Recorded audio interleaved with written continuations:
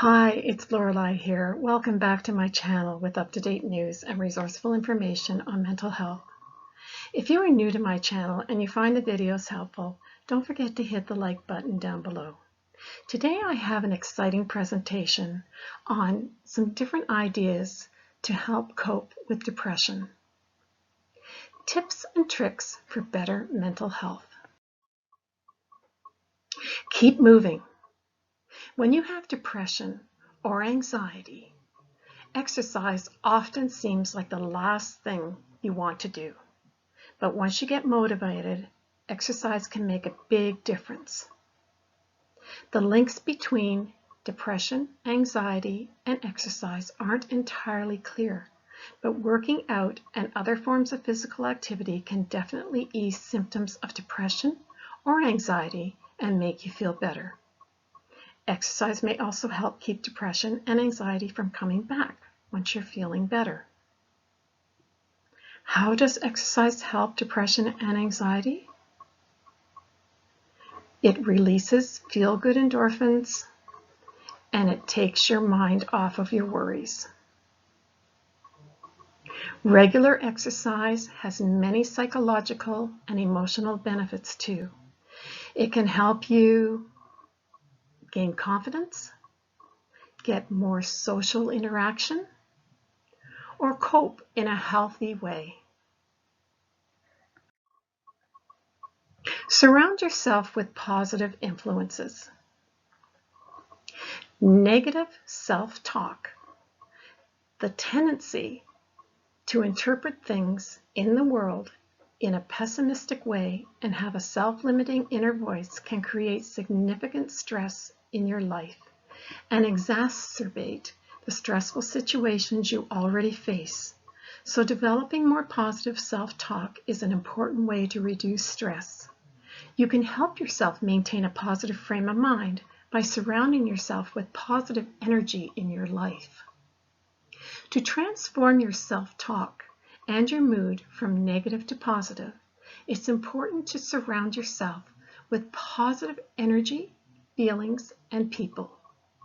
You can do that with uplifting music, inspirational books, positive people. You can practice affirmations, and the loving kindness of meditation. Building a network of supportive people can offer increased accountability, improved physical and emotional well-being, better problem-solving skills, and enhanced brain fitness. Personal needs first. In times of crisis, it is common to value putting others first, yet you might wonder whether being the kind of person who puts others first is unequivocally good. There's a current of resistance to this idea in popular culture. That's a problem with putting others first. You've shown them that you come second is a common aphorism. Experts are emphasizing the importance of self-care and the risks of self-neglect in these stressful situations and times. Recent research in philosophy and psychology suggests it depends. Tending to put others first can be very good for you. It can promote your satisfaction with life and give your life meaning, help you cope with stress, and you promote your development of other positive character strengths that enhance the quality of your life and relationships. But if putting others first is motivated by less healthy reasons, it loses these strong connections to positive life outcomes. It even brings about greater stress and risk of depression, and is associated with neurotic tendencies that promote negative life outcomes. Whether the behavior helps or hurts you all depends on why you are putting other people first. Good night's sleep. Getting a good night's sleep can be an important part of your plan to manage depression. When you're well rested, you'll not only have more energy, but you may also have a more upbeat view on life and a better focus. Understanding the relationship between insomnia and depression can help you spot risks early, get the right help, and recover more fully if you are experiencing both. You'll feel healthy, well rested, and able to enjoy life again. That's because sleep is about a whole lot more than just rest. In the deepest stage, it recharges a system that fights germs and keeps your body healthy. The stage where you dream boosts your ability to learn, remember things, and it plays a big role in your emotional well-being. When you don't get quality shut-eye, it throws your brain chemistry out of whack. It's harder to think clearly and manage your feelings. That can sap you, your will to get things done, and cause mood swings. Create a personal journal. And this is something that I mentioned to you a while ago in a separate video, where keeping a daily journal can be very, very good for helping depression. Creating a personal journal is simply writing down your thoughts and feelings to understand them more clearly.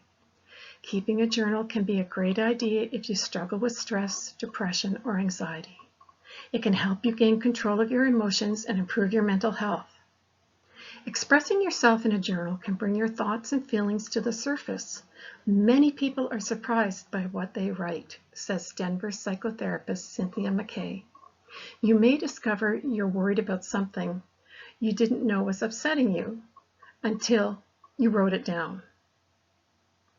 Journaling helps you take an active role in your treatment. It empowers you to do something to help yourself feel better. It also helps you recognize when you feel worse and need extra help. For example, you may notice symptoms get worse at a certain time of the day, when you're under stress or when you're in a challenging relationship. If you are aware of the triggers, you can avoid them in the future.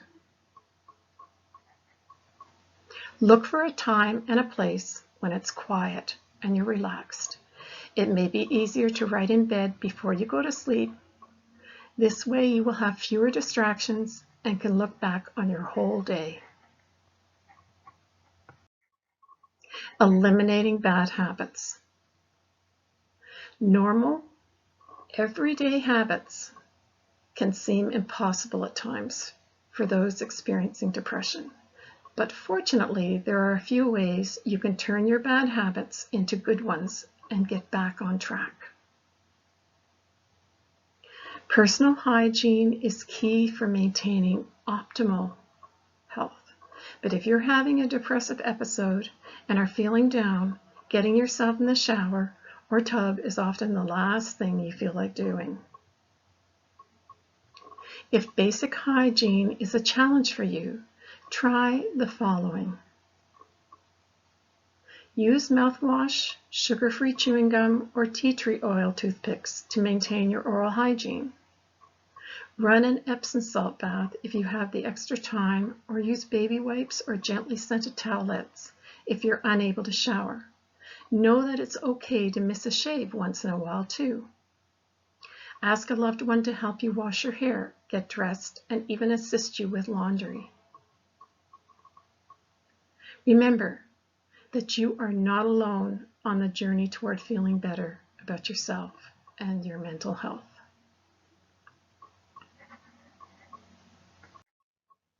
Depression and fatigue often go hand in hand, making moving or getting out of bed incredibly difficult. This is often because people with depression have difficulty sleeping, which includes trouble falling asleep and or staying asleep throughout the night. Poor sleep patterns can make it that much harder to get out of bed in the morning and leave you feeling sluggish and unmotivated to move. Fortunately, there is a scientifically proven way to cope without the use of sleep aids or sleep medications for better sleep hygiene. Meditation is an evidence-based practice for managing symptoms of depression and improving sleep. So try to download a meditation app and try to get in the habit of meditating before bed each night, which may help you wake up feeling more refreshed in the morning.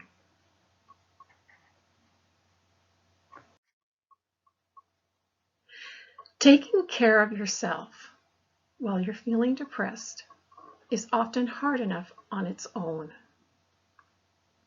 On top of that, taking care of others or your household might just feel impossible at times.